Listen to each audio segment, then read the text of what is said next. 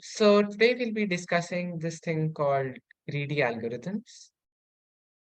But before we really, get into greedy algorithms, we'll look a little bit more in general and, first understand what exactly are algorithms. Now, when we start combinatorics, as you know, in like whenever we're preparing for IOQM or some Olympiad like that, it's a common belief that, combinatorics is all about, counting stuff. So like PNC, where you have to, say, let's say do 4 choose 3 or do 4 factorial by 3 factorial by 2 factorial 2 factorial, something like this. Or you want to prove sigma n choose r is 2 to the n, something like that.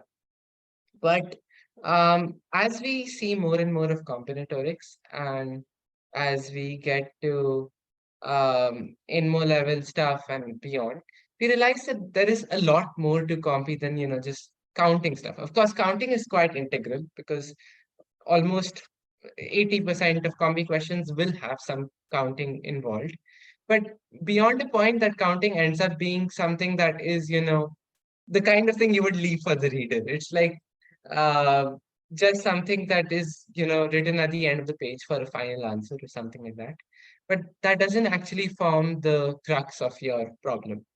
So there are a lot of very interesting things that come into Combi. Today, our idea will be to discuss these sort of algorithms, where essentially what happens is you're, let's say you're allowed to do things A, B, and C. So um, you are given a allowance to do 3 operations. Let's say it's addition, subtraction, or multiplication, something like that. Or it could be complicated, but we'll see as to what these things are. But you are allowed to do some set of operations and you want to go from one starting position to a final position. And usually the question is it possible? And there are, two main types of problems. One where it's not possible, and those problems are quite interesting to solve as well, where you use very interesting techniques like invariants. But the other end of this thing is where it is in fact possible to go from start to finish using those things. So it's something like, okay, first I do addition, then I do subtraction, then I do this again, and I don't know, do some set of combination of these sets of operations so that I get from my starting position to my final position. That's essentially what an algorithm is aiming to achieve. Again, this is more, theoretical than anything, but once we do a couple of problems, it'll be clear as to what exactly I mean. So instead of already introducing greedy algorithms, let's start off with the problem. I think it'll be a lot more clear as to what we're trying to achieve after that.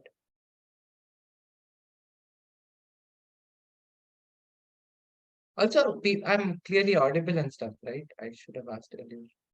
Yes, sir, you are audible. Okay, good. Uh, yeah. So this question is essentially saying that, you have like a sort of a chessboard type grid, not 8 by 8, but in general like m by n. And you have filled each column and each grid cell with a number. Let's say I put like -1 here. And is it saying integer? The real numbers, but okay, we'll just do integers because it's irrelevant, like whatever, it's the same thing. +2 -7 +3. Like there's some random numbers which are filled into this grid. And the point is that, you have these sorts of negative numbers. And what you can do is you are allowed to switch the signs of each number in any row or column, which is called a line. So the point is you'll make -1 into +1, +2 into -2, -7 into +7, and +3 into -3. Something like this. And you're essentially allowed to do this over any row. So your set of allowed things is like flipping all signs in any row or column. That's sort of what you're allowed to do. And what are you aiming to achieve? you want to achieve that the sum of entries in any row or column is non-negative at the end. So the problem is, maybe you started off with some minus 1,000 over here, and that makes the sum of entries in this row really bad. As soon as I flip everything, it'll become really good. So I want to kind of come up with some way of, making all of the stuff good. The main issue that can come is, you try to fix one row, but that kind of ruined another row, another column. So it's something like you had, let's say, um, you have like uh, minus 5, 5, 8, -8, -10 in your row. And you feel like, okay, the sum is bad, so let me just flip everything. And now it's good. But the issue is now whatever this column was, this has gone from +5 to -5. So that might become an issue for you because now maybe this column is bad. And then when you fix this column, maybe now this row is bad. Then when you fix this row, then maybe this column is bad. And then you come back here. So how do you prove that you can actually do this in like a finite sequence? So like you want to end up with a situation where everything is non-negative. The main issue we are facing is that, doing some stuff affects other stuff. So, anyone with any ideas of what we can do here?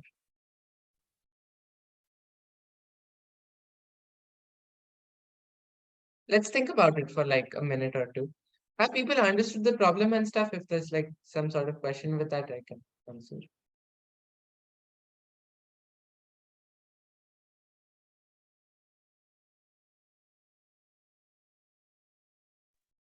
Yeah. धन्यवाद धन्यवाद.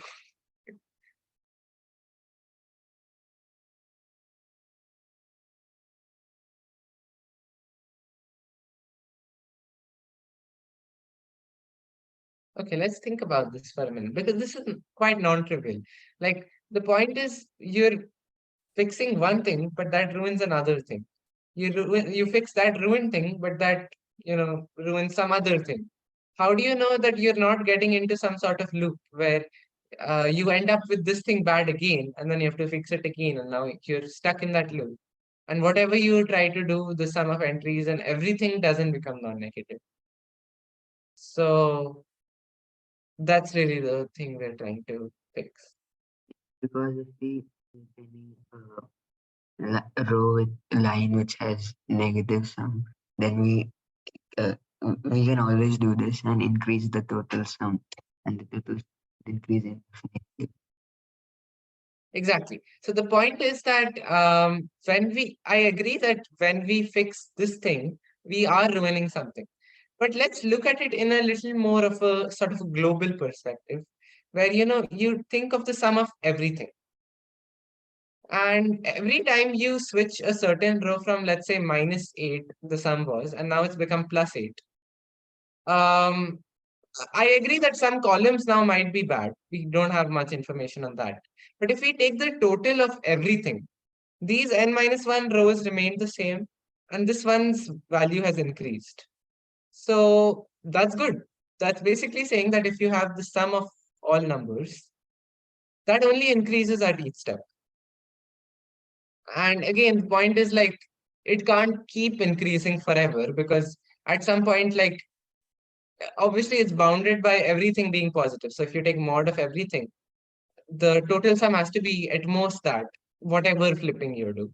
So you can't keep increasing the sum forever.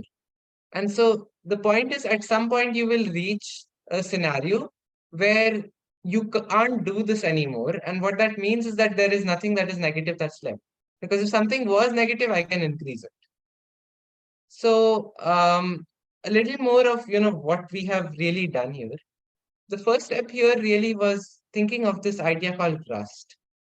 Rust is essentially something which is commonly a common short form for repeat until stuck, or in chemistry, which we won't talk about.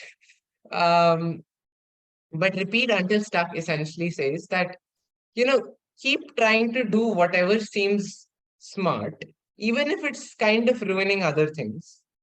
And eventually you will get stuck, but prove that by the time you get stuck, what you wanted to achieve is already done.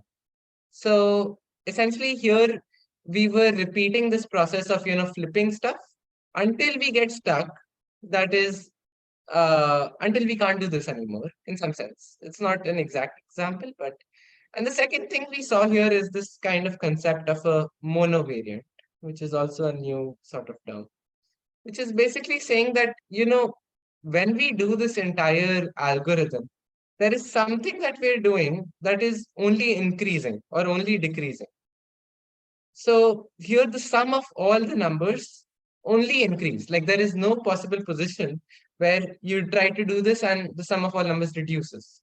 And because we know that there are only like finitely many possibilities for this value, we can say that eventually the process ends. So, and there is one final thing that we'll discuss in this particular example, which is this idea called the extremal principle.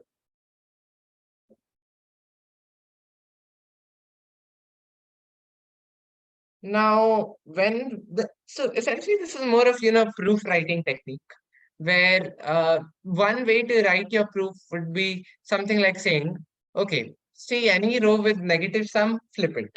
See any column with negative sum, flip it. Eventually this will end because sum of numbers increases, hence proved. Another way of, really writing this is, um, consider all possible combinations of flipping and take the one where sum of all numbers is maximum. So you start off with, this sort of extreme position where the sum of all numbers is, the best you could have achieved.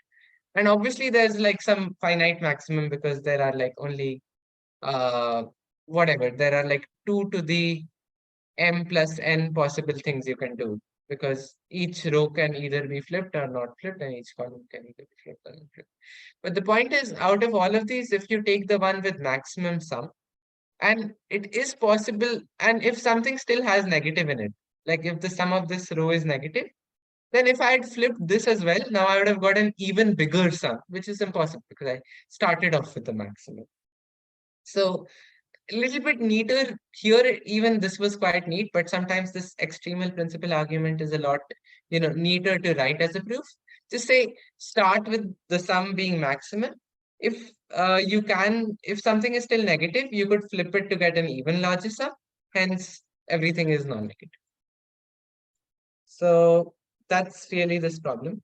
And I think this really forms, a sort of intuition on how stuff really works. And you'll find that all the problems that we'll do today are essentially this exact same pattern, where there will be, this sort of thing that you are repeating until stuck. And there'll be this sort of monovariant where you have to show that this thing ends. And for that, you will sort of use some idea. And to write the proof at the end, you can also use the extremal principle. I guess we'll do another problem, which is, or okay, before we, we'll do a little bit of a simple example. This is more about, only the first sort of step here, which is Rust. So this is quite nice problem. There are 4951 points in the plane, and 4951 is quite weird, but we'll see as to how it comes. And it's given that no 4 points are collinear. Show that you can select 100 points for which no 3 are collinear. So the idea here is going to be to repeat until stuck. How exactly? Let's think about for a while. I won't give away the idea away because that's just bad. Um, let's think about it for like 2-3 minutes. If anyone has any ideas of what we can do, we'll discuss.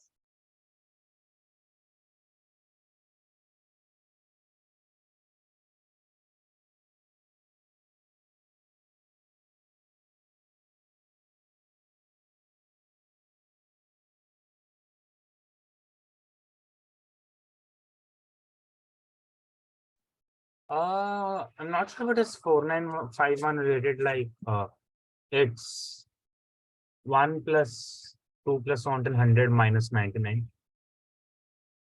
Does that help? Like, is Yes, that that is how it comes into picture, but that's sort of, trying to reverse engineer it, but we don't really need that. Like, this is a okay? simple problem as it is. Hmm.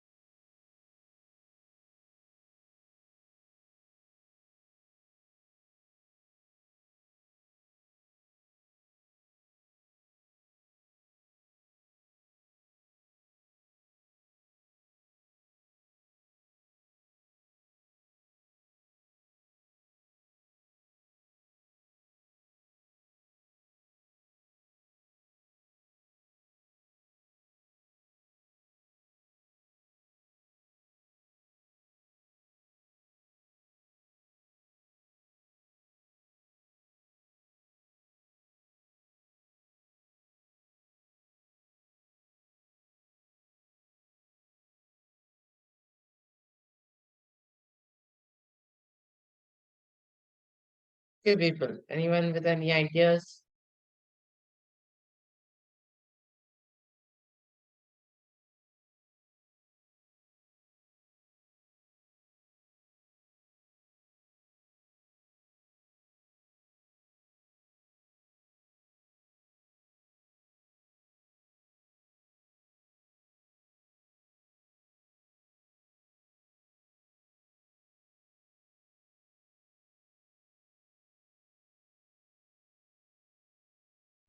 I'm not sure if this works. Like, okay, I have not done the calculations anyway. So, like, pick 2 points.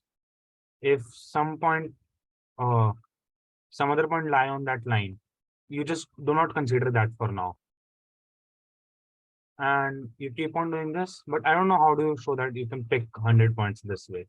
Yeah, okay. The idea is correct. This is essentially what we mean here by repeat understuck, right? Yeah. You start off by taking a random point, take another random point out of your whatever 4951 given points. And if now consider any third point. If it lies on this line, then you, okay, don't consider it. Take another point, then keep taking points until you can't do this anymore, because now whatever point you try to pick, that will lie on some line. Let's say that becomes your issue. The point is that let's say, okay, we have 4951 points originally. And let's say by doing this sort of repeat until stuck thing, we managed to get n points. And after getting n points, we got stuck. So that means that whatever are the numbers, n points that, whatever the 4951 minus n points that are left, they must have lied on at least one of these lines, right? Like if you have, let's say, selected some points, and now whatever you're trying to select, it lies on some line, which has become an issue for you. Then that means that, you have this point here that ends up lying on this line. And you also know that because no 4 points are collinear, like it's sort of like a one-to-one kind of matching, because like if you choose any 2 points and draw the line through them, that can pass through at most, one of these 4 and 5, 1 minus n points. Like the point I'm trying to achieve is like this is at most n choose 2, which is basically because you are selecting 2 out of n points and drawing the line through them. And that can contain at most one of these points. So because each of these points lies on some such line, you'll kind of get this sort of thing. And like if you just solve this is like a quadratic, right? Because you get n into n minus 1 by 2. Take this there, this will become plus, and do your stuff, and you'll get n is greater equal 100. So you get 100 points. Yeah. Again, we didn't really see much of, steps 2 and 3 here of sort of your monovariant and other stuff. So it's not exactly the kind of thing I was trying to achieve, but this is really trying to reinforce your first step. you're not sure ki is picking this point a good idea or a bad idea, because it's possible that because you chose this point, now you can't choose this point, you can't choose some point here, you can't choose some point here. But if you had not chosen this point, maybe you could have chosen all of them. It should have been a lot better. But the entire point of greedy algorithms is you're not necessarily trying to do something which is the best. You're just trying to do something that is, in some sense, good enough. And this is a quite important thing, because greedy algorithms don't always work. This is important to know. You won't always be able to prove what you want by just, following Rust. Because what if the question asked you to prove 101 points here? We would be completely stuck. I'm not actually sure if 101 kilo the statement is true or false, but if the question did hold, then you would need some other technique, some other sort of algorithm. So greedy algorithms in no sense are optimal. They're not the best, but a lot of the time they're, the simplest to think about, and often trying to come up with any more advanced algorithm will, just be a waste of time, because just a greedy algorithm was good enough. So this is that's why it's sort of the simplest of algorithms, and it's important to know because it comes up a lot. We'll do a more, uh, appropriate example, which has all three of our tricks or whatever the ideas. Maybe it's a better word. This is actually a classical problem. It's from some very old Putnam or Russia problem. I'm not entirely sure, but it's not bad. Like, don't get scared that it's Putnam or whatever. Okay. So you start with n red points and n blue points. So you have like some points which are given to you. You don't decide them. And we'll just use black because I don't want to. And you're given something like this. And no three are collinear. That's nice. And you want to show that we can draw n segments, each joining a red point to a blue point so that no segments intersect. So essentially you want to do something like join this point to this point, this point to this point, this point to this point, this point to this to this, something like this. And this seems quite obvious, but there are a lot of ways to go wrong, because if we had tried to select, anything else, like maybe we tried to select this and this, now they end up crossing. So what you're not allowed is no segments should intersect. So that's sort of your bad thing. And again, the entire point of greedy algorithms here is going to be that, you start off randomly, do whatever you want, and then, sort of try to perform some algorithm where you're, making some switches so that stuff eventually works out. And we want to show that such a sequence of switches is possible to make.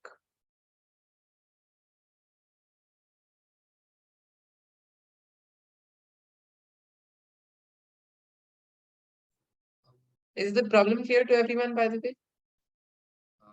Like what we can do is, like if there is like an intersection, like Mhm. of intersection between a segment connecting Yeah, let's say red it's I'll label the points for you if you want. This is like yeah, AB and this AB is and CD. CD, right? If Okay. there's like an intersection between AB and CD, Yep. we can, instead of connecting these two, we can change the connection to AD and CB. Like Okay, that's very smart, because that, gets you rid of this intersection. But the main issue that you'll come up with now is, now what if this happens? Like, you fixed this, I agree, but it's the same problem as last time. You fixed a row and now a column is bad. You fixed AD and now this thing is bad. right, And now so again, you're going to do the same thing. You're going to fix this and this, and you have to show that eventually it'll work out. So again, we're going to be looking for a monovariant. So till now, what we've done here really is, you have two things that intersect. We flip it because we can switch it to this and this instead of taking this one and this one, we'll take this one and this one. And now they don't intersect. But the problem is, what if this happened? Like this was intersecting with this, which wasn't happening earlier. So we have created a new problem for ourselves. So now we're looking for a monovariant, which will allow us to, conclude that at some point, eventually, no crossings will happen and we'll be happy.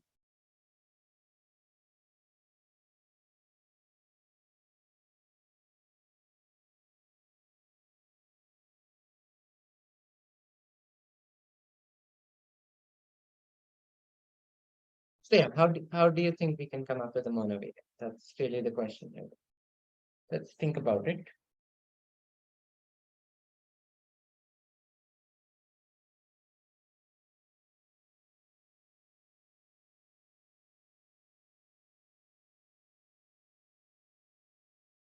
And I would say that usually the hardest part of solving the problem is finding this monovariant, because it's kind of intuitive that you have intersection, you want to switch it to this and this, but how to get rid of these sort of bad things, and that's really where this monovariant comes in. After you see the monovariant, it's like very obvious as to why it works, but at the same time it's not.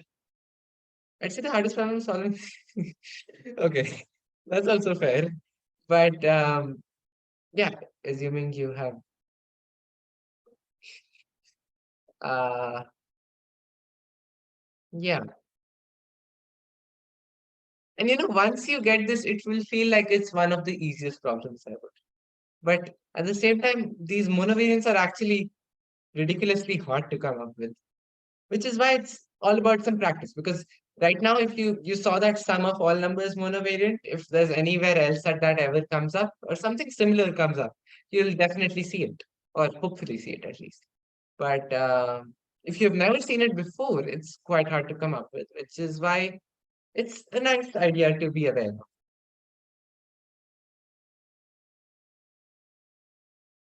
So yeah, basically, uh, we're looking at some sort of global thing, some some sort of addition of which includes all points, where something is always increasing or decreasing. Like earlier, we had like sum of all numbers is increasing. Now again, we want something which is like increasing or something which is decreasing, something of that sort.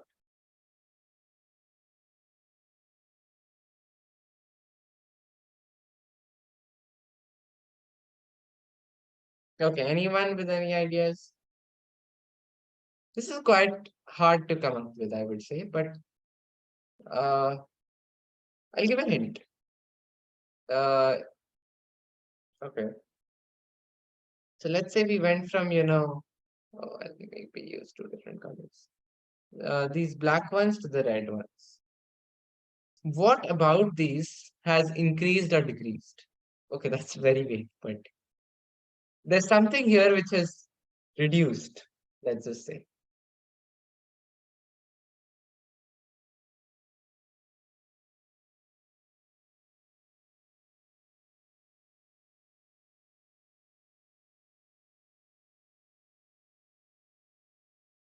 Think. We have two triangles.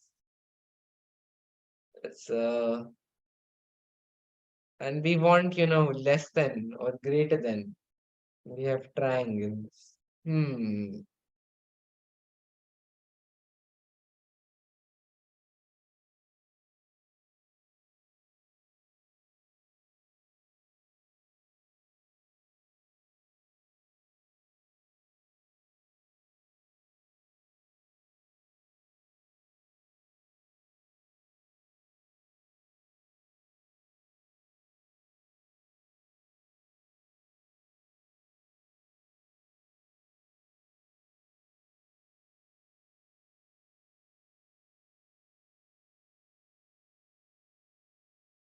Okay, so I guess I'll have to give it a feel. But it's a very cool thing. So this has actually come up a lot in a lot of different, lot harder problems as well. The key trick here is to notice that AO plus OB is more than AB, and that's triangle inequality. And similarly, you have like CO plus OD is greater than CD. So the point is basically that if I add these, you get something like AD plus BC is more than AB plus CD. And like that's basically the cool thing here. Every time you sort of remove this intersection, you have reduced the sum of lengths of all the segments. Like if you consider the sum of all segments ke lengths and you add everything up, then every time you sort of perform this operation, you have reduced that value. And that's really hard to come up with. But okay, now that I've told you this, now it's simple as to why this should end. Because I mean, I can't keep reducing distances forever. Eventually, I will have to end because there are only, finitely many. And that's a theme that again comes up a lot. You have finitely many positions. So at some point, stuff must end. And this is, I think, called well ordering principle and stuff also. But yeah, if you have like given set of numbers and you keep going to smaller, smaller, smaller, eventually you will reach that smallest element, which again allows you to, frame this in an extremal way. And that would basically be something like take the pairing where the sum of the segment lengths is minimized. And you can do this because there are only finitely many positions. And if it's not, if two things are still intersecting, I can switch and I can reduce the total sum, which is a contradiction. That's great. Is that clear to people? Come on, people, let's be a Yes. little more active. Okay. Yeah, but the cool trick here, let's just recap for a minute. The first thing we saw is we want to repeat until stuck, or more like repeat. Stuck is a bit random here, but you want to keep repeating this kind of process of taking two things that intersect and switching them with, these two. And you want to repeat this again and again, and eventually you will end because there is monovariant here, which is great. And again, we can frame this in an extremal way by taking the minimum and doing stuff. Okay. Let's do another cool problem. I'm not sure which one we should do.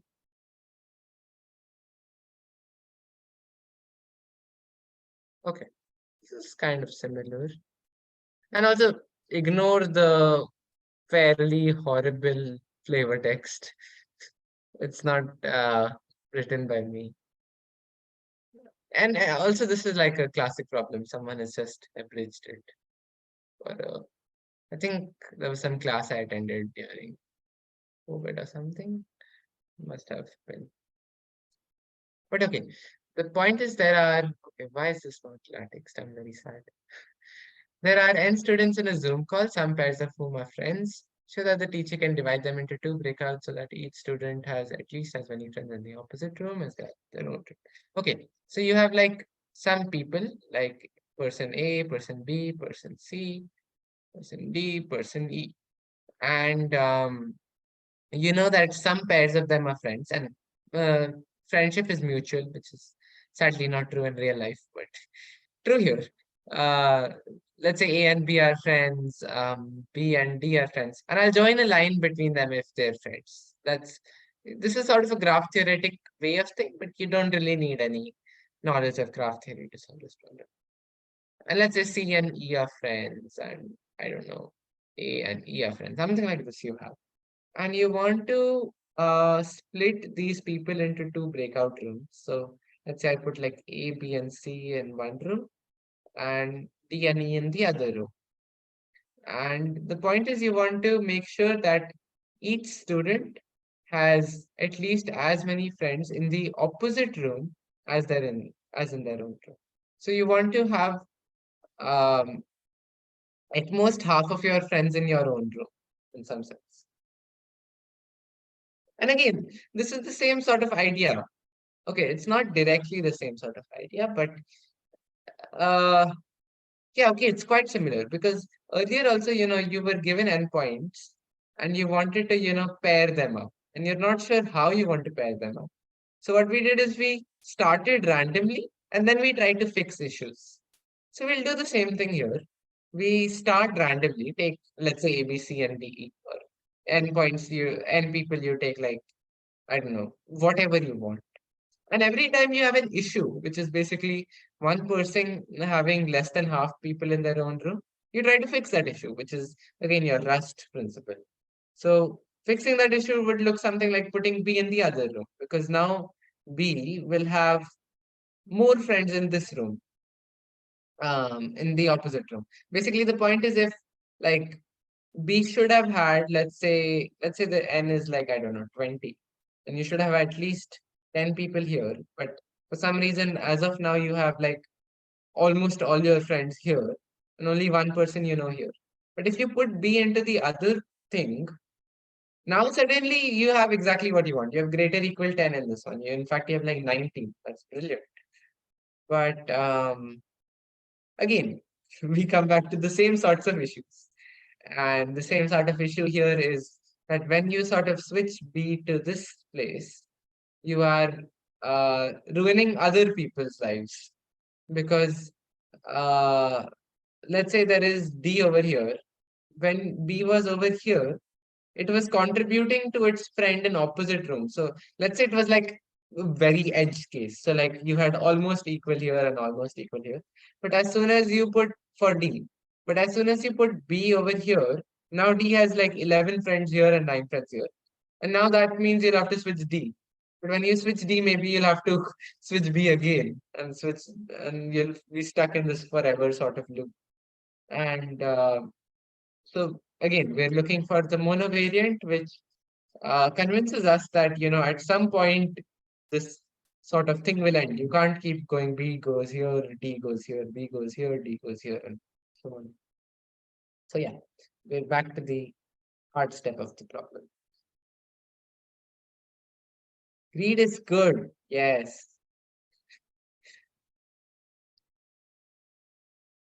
We could So yeah, also okay, also alternatively just like take in something which has the maximum number of matches, maximum. like maximum cross edges. Just split it into two sets, A Yes. and B. So Yes. that directly Correct. works. Because if not, then you can just move it to the other side and it'll. Exactly. So this is again, we've jumped a bit to the extremal way, which is the other way of looking at stuff. And what we've been told is, try to maximize cross edges.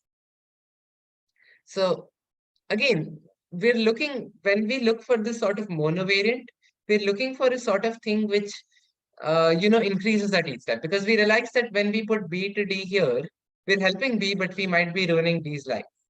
But if you look at stuff globally, like you can add everything up and then stuff will work out for you. So the same thing happens here. If you consider like the total number of cross edges, cross edge basically means an edge from this side to this side. And if you send B from here to here, you're not affecting any cross edge of some other guy. But for B, you're increasing number of cross edges, because number of cross edges that involved B was earlier 9 and now it's 11. Something like that, whatever. Or 19 and whatever. So the point is that your number of cross edges, which kind of looks very weird to think about, right? Why would you think about this? But it's at the same time, it's kind of intuitive, because you have these sorts of sets and you're taking this guy from here to here. And what a recurring theme that we've seen in all the problems we've done is like you are trying to add stuff up over everything, which kind of allows you to overlook the fact that some things are not as good as they were earlier. And the point is, again, anything that didn't involve this is unchanged, but something that involved this is now slightly better. And you can't keep doing slightly better forever, because there are only again finitely many positions, same old argument. And again, the extremal way of putting this is start off with the place where cross edges are maximized and we'll be happy. So yeah, this is like, at this point it would feel like, okay, this seems like almost a standard template, right? Like you start out, think about a problem, take something randomly, and then keep trying to fix issues. now we get stuck. Now we have to think about our monovariant. And this is really the part which, is make or break of the problem. And once you think of the monovariant, okay, great. Now let's just talk about it in an extremal way. Another very funny thing is, when you see a lot of books, they write their answers in this sort of extremal way, the proofs. And when you read them, you're like, wow, how would I think of that? But if you think of it in this way, where you're trying to do stuff greedily and you're trying to find this sort of monovariant, it's still kind of intuitive that you want to take this number of cross edges. And like earlier, we wanted to take triangle inequality. Like there's something that is going to help you, and you have to keep looking for that. Eventually, you'll get it, hopefully at least. And once you get it, then you can write stuff in your extremal way just for, flex. So you can tell people that, I came up with this random idea which, you would never be able to think about. It's actually not that hard to think about. Um, okay.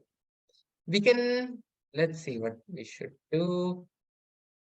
We've been going quite fast actually. Maybe next few problems we should go a little slow. Okay, this is ISL problem. I think it's 13 shortlist or something. I'm not totally sure. Yeah, I think it's 2013 C1. Yeah. Okay. This problem we'll think about for a while. This is also quite different from what we've done. Like the idea is still greedy that you want to, do stuff greedily, but it's sort of different. Okay.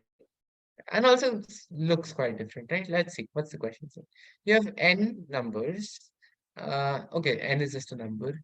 Find the smallest integer k. Okay, so you want to minimize this quantity k with the following property. Given any real numbers a1 to ad, so that a1 blah blah blah till ad is n. Okay, so you're given some numbers, let's say like 1, 4, 7, 2, and so on, some d numbers, and you know that their total sum is equal to n, that's given to you. And you want to partition these numbers into k groups. Okay, sorry. 0 is less equal to a. What am I doing?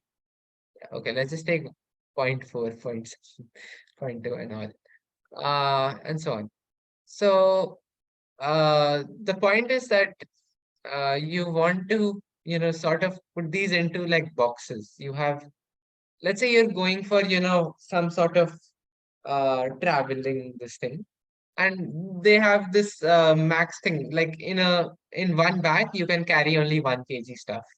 So that means that you can't put 0.4 and 0.7 kg things in both into this. But I can put 0.7 and 0.1 into it because that sum is total 0.8, which is good.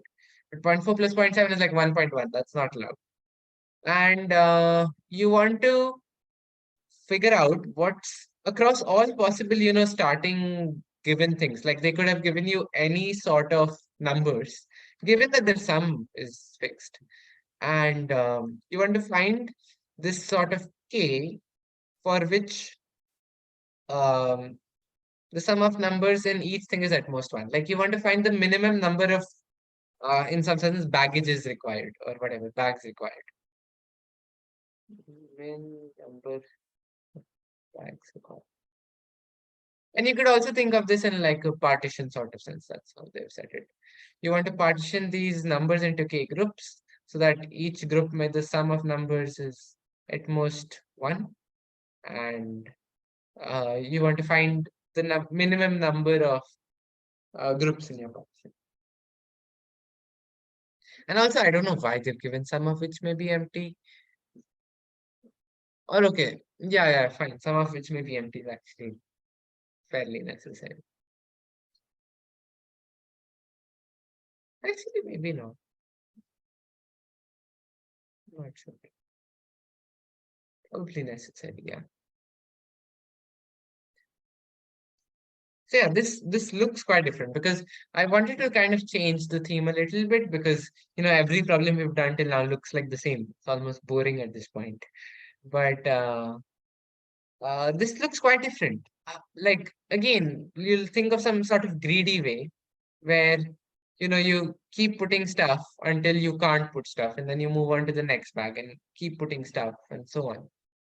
But is that really good enough? And if that is good enough, first of all, what is the scale? Like, can we really tell what k is?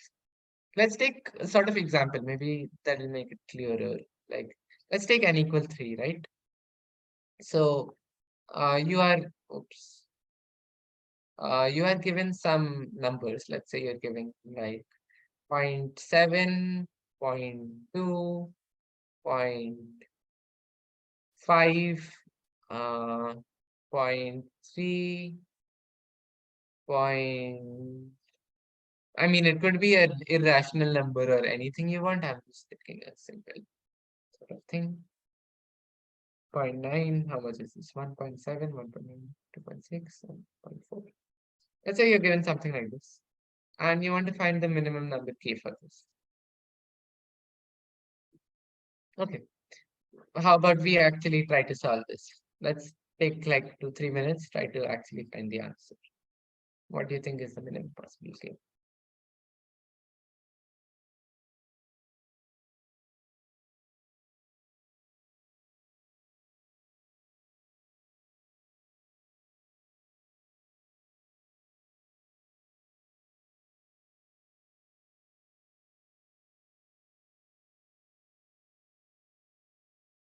D can be anything, right? Yeah, can be anything. K depends on D or only N. Only yeah. That's interesting. I would guess something like K equals to N or N plus 1 should work. Okay, let's see. Like, What do you think is the answer here? Let's see. Huh? What can you do here?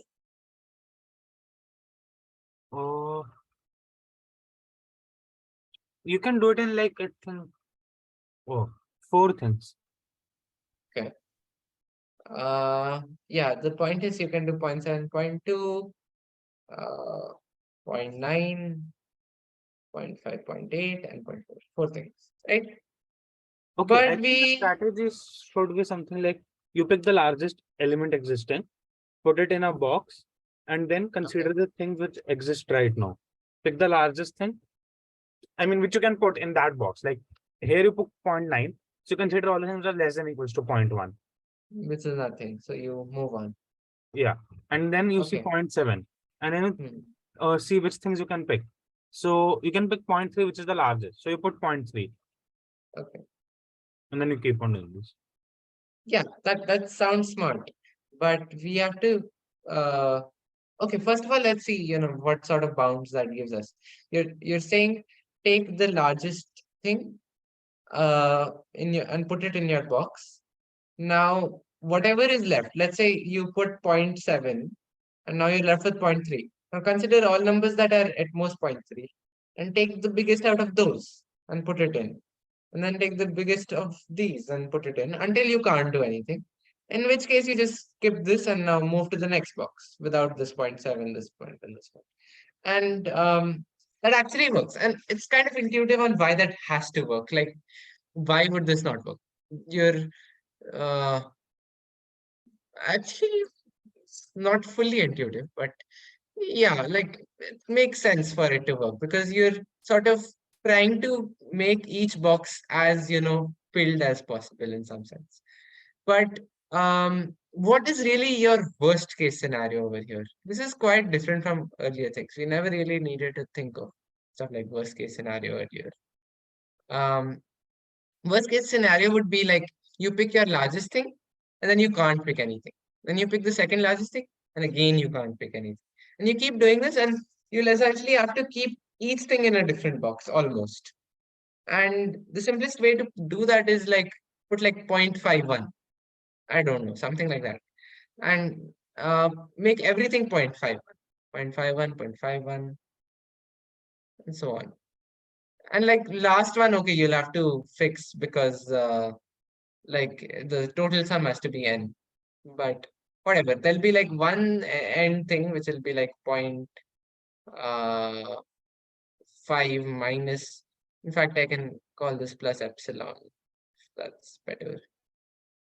And then I'll say 0.5 minus whatever, like d times epsilon, whatever is this d. And you'll end up with, let's say this is going to be around 2n or something. I don't know. Not sure exactly. I think maybe 2n minus 1. But the point is here basically is that, you put this 0.5 thing and then, okay, I can put this one, I agree. So you have filled one box almost completely. But now whatever you try to do, you put 0.5 plus epsilon and you're stuck. So you put this, now you need to open a new box, put this into it and put this into a new box.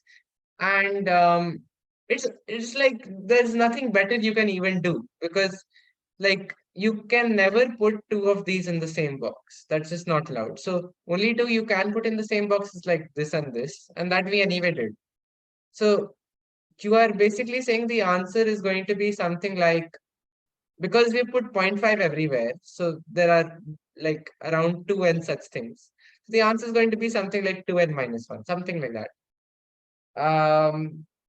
Not entirely sure about whether it's going to be exact 2n minus 1, whether it's going to be more, less, but something around that, because around 0.5 we're putting in each, and we have total sum as n, so around 2n things.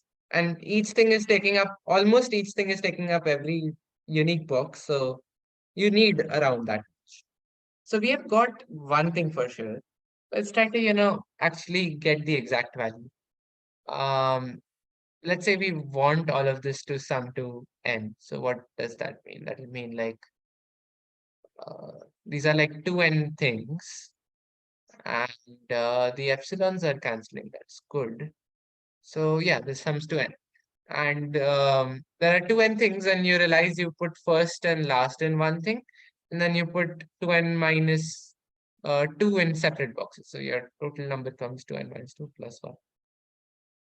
So the point is you have at least k is at least 2n minus 1, because there is one configuration which I can create in which you can't do better than, like, you can't do 2n minus 2.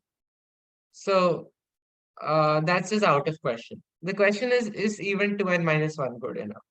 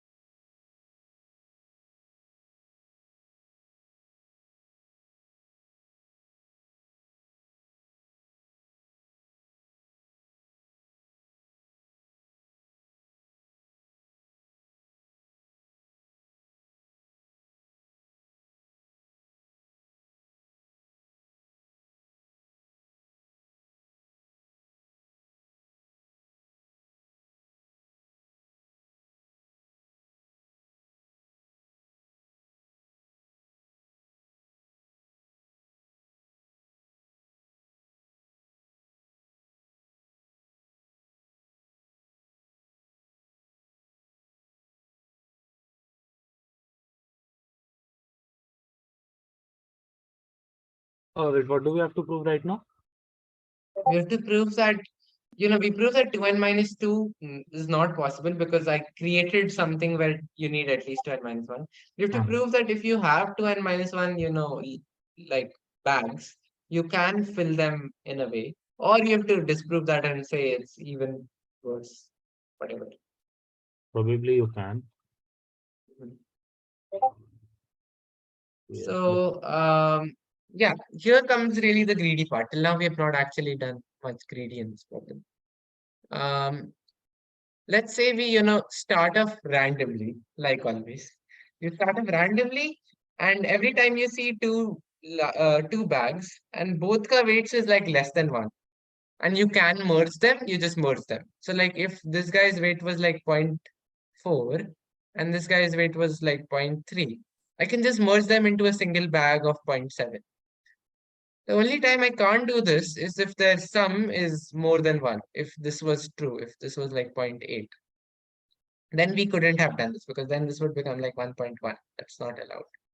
So um, the only time we get stuck is when, like, let's say we have put A1 into bag 1, A2 into bag 2, and so on till AK into bag K. And the only time we get stuck is if A1 plus A2 is more than 1, A2 plus A3 is more than 1, A1 plus A3 is more than 1, every possible combination is more than 1, right? This is more of a repeat until stuck sort of thing. I feel like there are like two sorts of things that, come up. One is where you actually repeat until stuck, where you keep doing this thing, and when you get stuck, then you understand what's going on. And then the other thing is where you have to sort of prove that you will get stuck. So you repeat until hopefully stuck. And if you get stuck, you're very happy. So uh, sometimes it's your aim to get stuck, and sometimes you know you will get stuck. It's just you want to see what happens when you get stuck. So here it's obvious that you'll get stuck eventually because, like, if you don't, then eventually you'll just have a single bag and everything is in that bag and you're happy. But and like if everything is in one bag, that means n is equal to 1 because like you can fill at most 1 into this or 0. But that's anyway a stupid edge case type thing. We're not looking at that.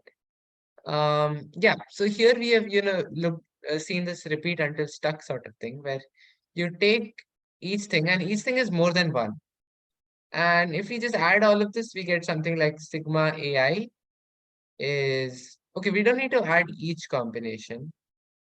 uh Basically we want to compare sigma of everything like a1 plus a2 till ak, because we know that thing is equal to n. Like the sum of the numbers, sum of the things you put in each box, the total sum of them is definitely n.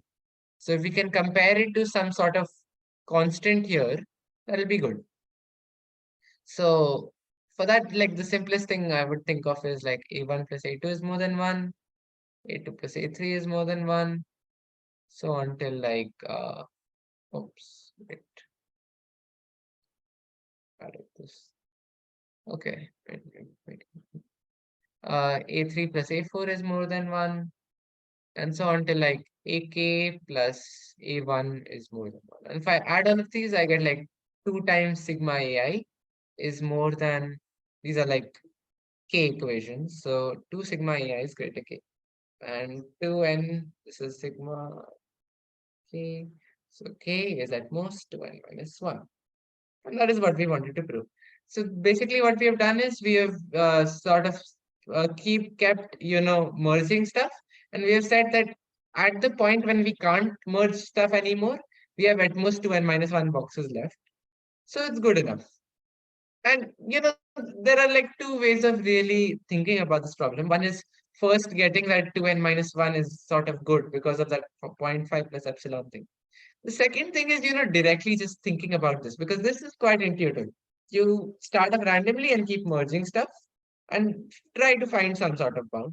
And once you got that k is at most 2n minus 1, now you know that the worst case scenario is when these things are like only slightly bigger than 1. So if you had something like 0.5 plus epsilon and 0.5 plus epsilon, which will kind of motivate, choosing that sort of construction. I feel like it's motivated anyway because like you want to not be able to put too much stuff in the same box, but there are two different ways of thinking about it.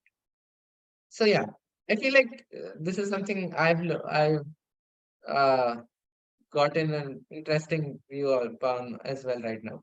It's like I never really thought about it like repeating until stuck and repeating until hopefully stuck, but it's quite interesting because sometimes you want to get stuck and sometimes you'll get stuck. You just want to see what happens after you.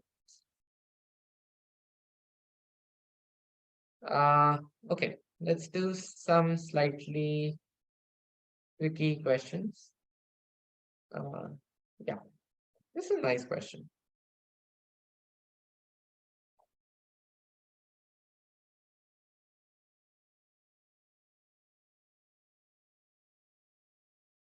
Okay, and we can like, I did this yeah, recently, you also know where. yeah. You should have done it like long back because Yeah, I have seen the solution long back also. I took this in like Sophie Web. That was like ages back. No, not Okay, there. yeah, because I'm pretty sure you did that. Yours for DP, right? I Okay, attended. you did? Okay, Yeah. maybe. Okay, the problem here is basically let's change the flavor text a little bit. I like movies more. Events are kind of boring. Although events is like a superset, but anyway. Let's say like there's Pathan movie from like I don't know 8 a.m. to 10 a.m. There's Avengers Kang Dynasty from 9 to 11, which hasn't released, but it has released in this imaginary world. Um, and like you have, these sorts of different movie show times. And the issue is some of them overlap. Like you can't watch this Pathan movie along with Avengers because they're overlapping. Like you can't switch the movie halfway. Like then you've just not watched either movie. That's not fair. You have to watch the full movie. Only then it's nice. So you basically want to, okay, this is quite weird. We've never actually seen this. Provide an efficient algorithm that lets you maximize the number of events you attend completely. So what we basically mean here is basically one thing we can try is, consider every possible combination. Like how many events are there? N events are there. I can either go for a movie or not go. So 2 to the n possibilities. Just try every possibility and figure out, is this allowed? Is this not allowed? And if it's allowed, then, take the max one across all such allowed ones. But that's not good at all. I'll tell you why. Because in general, when this is more of a, CS sort of thing, but it applies in maths as well, where you have this sort of thing of 2 to the n versus n square. And this thing is like infinitely better than 2 to the n because if you take like 2 to the 100, that's like how many digits is that? It's like 30 digits. And let's say it's like around 10 to the 30, let's say. Um, and universe has, I don't know if universe has existed for these, like, assuming you can do one operation in, let's say, 1 second, then I don't think you would be able to do this before the universe ends. And even a computer which can do like 10 to the 8 operations in a second, there's no way it's doing that. So, but on the other hand, if you had like 100 square instead of 2 to the 100, now this is like 10000. Okay, for a human, it's still bad, but a computer can do this in like a fraction of a second.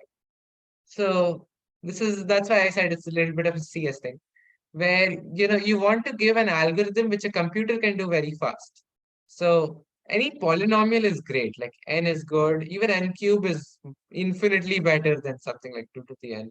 Even n to the 100, even though it's obviously bad realistically, but eventually, like for large enough n, it'll be better than 2 to the n.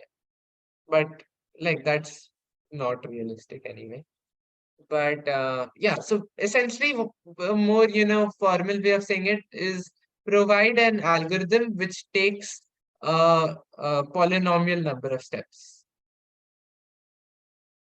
Like here we took 2 to the n steps because each step was like checking one thing. But you don't want to check 2 to the n things. You want to check only polynomial things.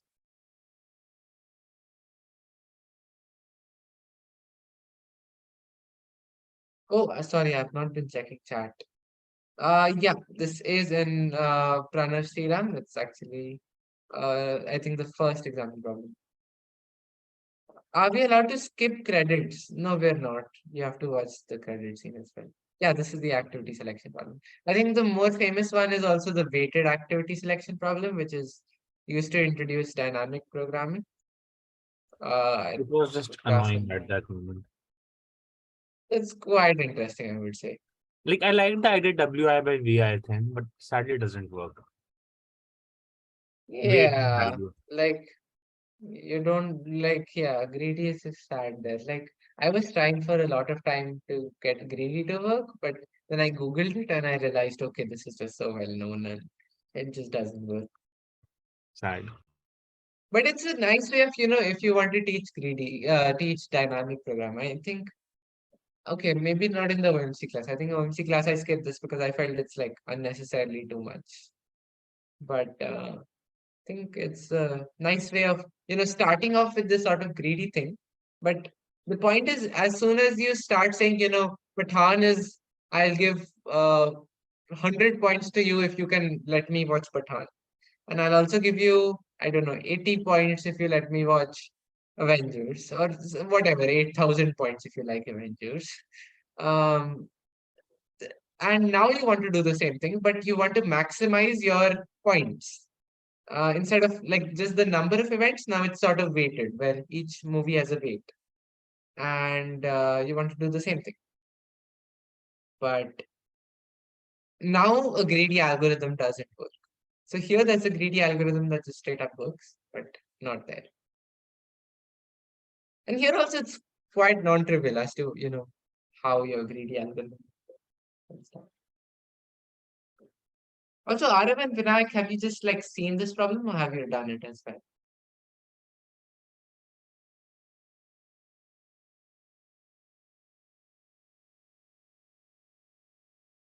Okay, not the weighted. Good.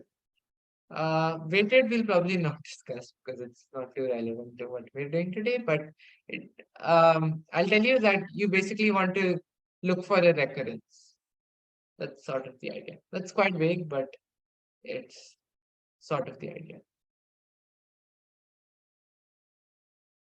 And just a more flexy way of saying recurrence is dynamic programming. So you want to look for a TP. Like that's, I think, literally why it was called dynamic. Like I think I told the story in like my OMC class of dynamic programming where I said like I think it was invented by this person like Bellman. I'm not sure if you've heard of him. Like he's invented Bellman-Ford algorithm and stuff. But okay, he said like I wasn't sure what to call it. I just called it dynamic programming because it sounded cool. And then now everyone calls it dynamic programming. So that's nice. But we're going sort of off topic. Let's really, see what can we do here. Now, the first sort of idea I would say that I get is, why not take the shortest movie? Like, there are so many movies here. If there's, one movie that, only eats up like 5 minutes of your time, might as well watch it. Like, it's good. But that there's this sort of problem because, there is like a thing here, which is only like 5 minutes, agreed. And then there is a very, very long movie here. There's a very, very long movie here. So because you watch this, hardly a 5 minute movie, you can't watch either of these because you can't skip the credit scene. And if you had not watched this, on the other hand, you could have watched both of these. So okay, that doesn't work. You can't choose the minimum one. Another thing that probably we could think about is take the one that starts first, right? So something like you have some, also these lines, I hope people are understanding. These like represent like flow of time. I don't know how to express it better than that. So like take the one that starts first. That means now I can't select this and I can't select this. So then take the one that starts next. That's it, I can't select. And then keep taking stuff. Now the question is, does this work? And sadly, the answer again is no, it doesn't work because you can take something like, okay, here in fact, you can just take like the one that starts first, it also ends last. So you have like a really long movie. I don't know why. There were like lots of other movies. You could have picked all of them, but you chose to choose this bad movie. And that's not good. Okay. So, okay, you told me greedy is going to work. How is greedy working? Greedy is just not working with min, not working with start. What do you expect me to do? Well, like all hope isn't lost. And that's really the sort of thing with math Olympiads. Like you have to keep looking for stuff, keep trying, because eventually you will come across the right idea. But if you give up too soon, that's just sad, because a lot of times you'll realize you were like one step away from finding the thing. And it's all about that, that little bit of a leap of faith, hoping that it'll work out. It's also important that you don't try something too much, because beyond a point you'll just be wasting up time. Like if you waited for 10 hours with trying greedy, it's just not going to work, because greedy just doesn't work. But you want to sort of find that balance in Olympiads where you can you keep trying, but you also know when to stop. So okay, I guess that some people already know the answer, and uh, this is also quite interesting. So we realize that starting doesn't work, min of time doesn't work. What's the only thing that's left? Really, it's the finishing time. And luckily, this actually sort of works. So, in fact, so if we take this sort of example, this movie also ends first. You actually want to take this. Okay, maybe a better example. Uh, this one, this, this, this, this, something like this. So, which movie finishes first? Okay, wait, maybe I take this also. Yeah. So if I had taken the starting first movie, I would have started here, but that's not finishing first. This one is finishing first. So I'll take this one. And that means I can't take this. I can't take this. I can take this one though. So again, find the one with like minimum end time, which is this one. So take this. Can't take this. Now min end time is this one. Okay, let's see. Probably you can take this. So like, okay, fine. Let's say this works. It's a smart idea, but like, why does this work? Why is it not? Why is this optimal? And this is actually a third sort of greedy type problem. We've seen problems where you're sort of performing something over and over again, where it was sort of like repeat until stuck. This is quite different from that. Here you're sort of okay. This also sort of repeat, like keep taking the min one, keep taking the min one. But here it's quite harder to prove that what you've done is actually smart. Because earlier, like you just had to reach a certain outcome, and you could just easily show that when your algorithm ends, you have reached that outcome. But here you have to like maximize something. So how do you know that what you have done has maximized it? It's given you an answer for sure. But even the starting time was giving me some answer. Even the minimum time was giving me some answer. Why is this thing best? And this is another, other thing that we do in greedy algorithms, where it's a cool trick to, compare. Let's say you have like your algorithm, which is the greedy algorithm, and you have official solution. Like this is the official way to do it, and somehow they got an even better answer than us. And we want to prove them wrong, which is saying that our algorithm is as good as yours. Get right. So uh, basically, the point is you want to show that whatever they did, you have done even better than that. So uh, let's say, for the sake of contradiction, greedy and official solution are actually different, which means that if I take some sequence of movies, there will be some sequence of movies for which official solution chooses something and our solution chooses something else. So let's say the first movie itself, which the greedy person chooses and official solution chooses, both are different. Let's say official chooses let's say official solution chooses this one over here as the first one. First one, I'm saying the first one by finishing time sorting. Like I'll consider them in this order: 1, 2, 3, 4, 5, 6, 7. This order, and we chose this one, but they choose this one. And the point is that whatever they chose after this, we could also have chosen that, because like like if after choosing this they chose this one, after choosing our thing we can also choose that. Like it's our thing is just better. Just, that's the whole point. But again, this still feels a little intuitive, not rigorous. So how we would formally write this is something like, let's say, first K movies chosen are the same, and K plus 1th movies are different.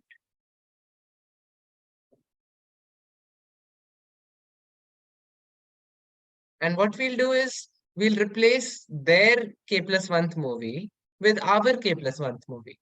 And the point is that, because the first K were the same, and you have taken the minimum finishing time after those K movies. Now, whatever they did, they might have chosen some other movie. If you switch their movie to this, whatever they did later on, we can also do that. So it's equivalent to, first K plus 1 movies being same. Now you can end up, because whatever you did after this, they can also do, and so on. Sorry, they did, you can do. But okay, the point here was, this sort of comparison of uh, what is according to the ideal thing. And like we can also do that, so big deal. In fact, we are saying that we are better than the official solution because they chose, some slightly non-optimal thing. And if you switch it to this one, now it's even better. So this is also, cool trick to prove algorithms work out. And it comes up a lot. Sometimes what happens is you need to prove that in your final sort of best sort of scenario where everything is maximized or minimized or whatever, everything would be sorted, something like this. So in such cases, what you can say is, let's say the first few things are sorted, but suddenly you have countered an anomaly. Like two things were wrongly placed, like A1 came and A2 came, and it was supposed to be like this, but you saw A1 greater than A2. Something like this happened. And now what you can say is, if I switch these two people, it's even better.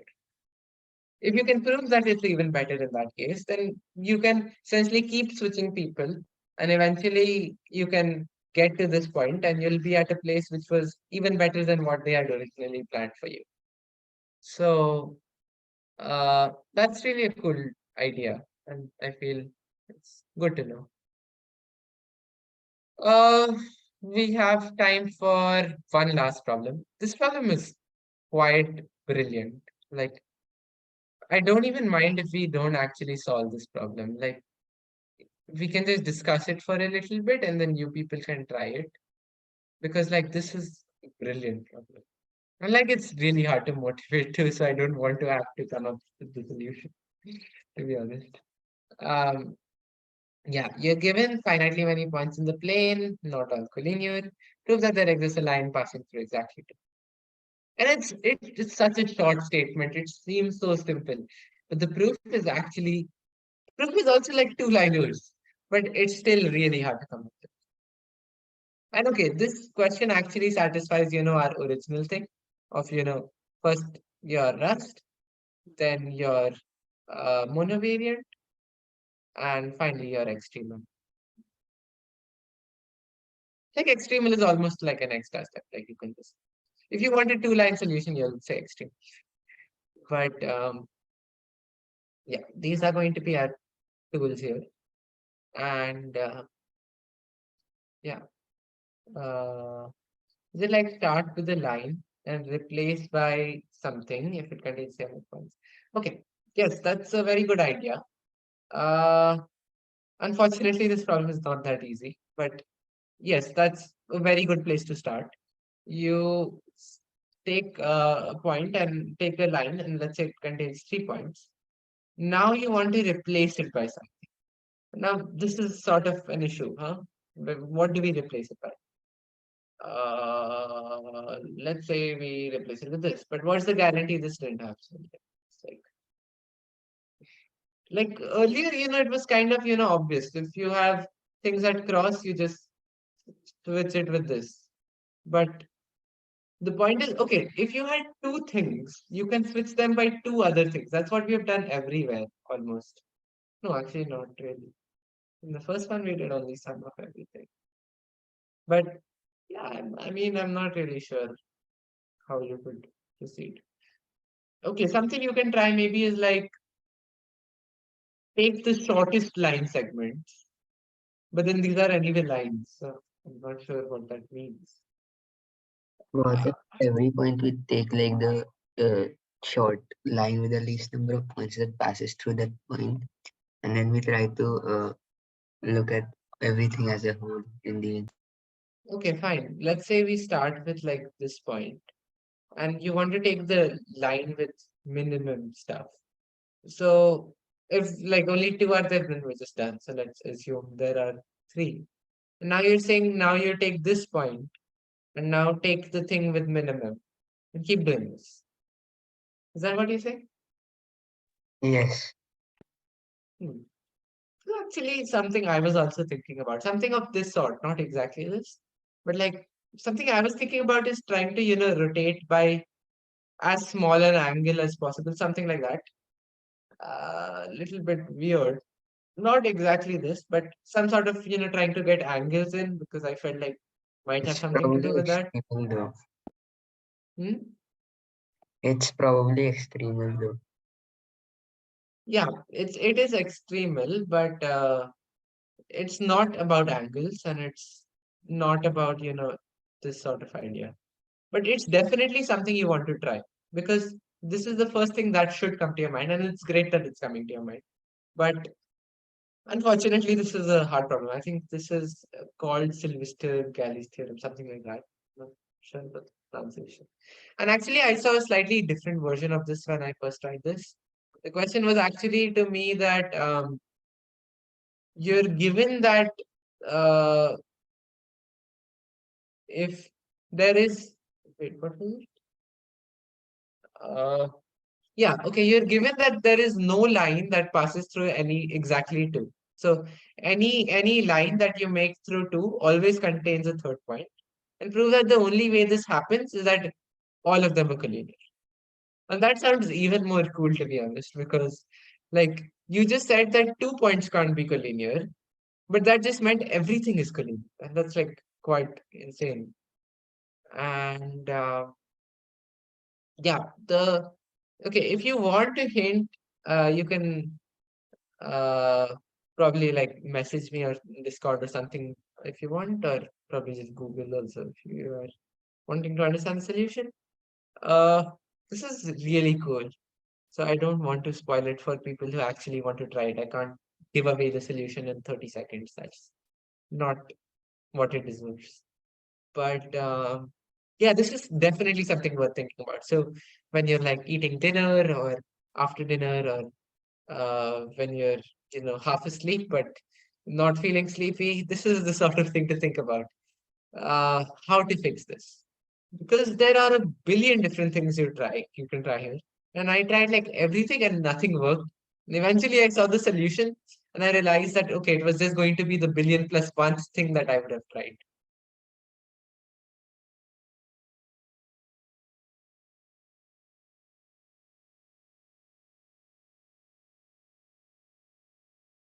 Okay, I think You, we have. Hmm? you should check chat more often though. Yeah, I checked chat, which is about you, right? The team contest thing. Yes, you will respond. Yeah, I saw it quite late, so I thought, okay, no point responding Okay. now.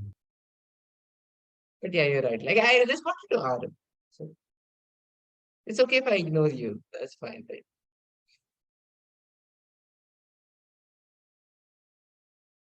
Oh, I have only ignored your messages. That seems like what has happened.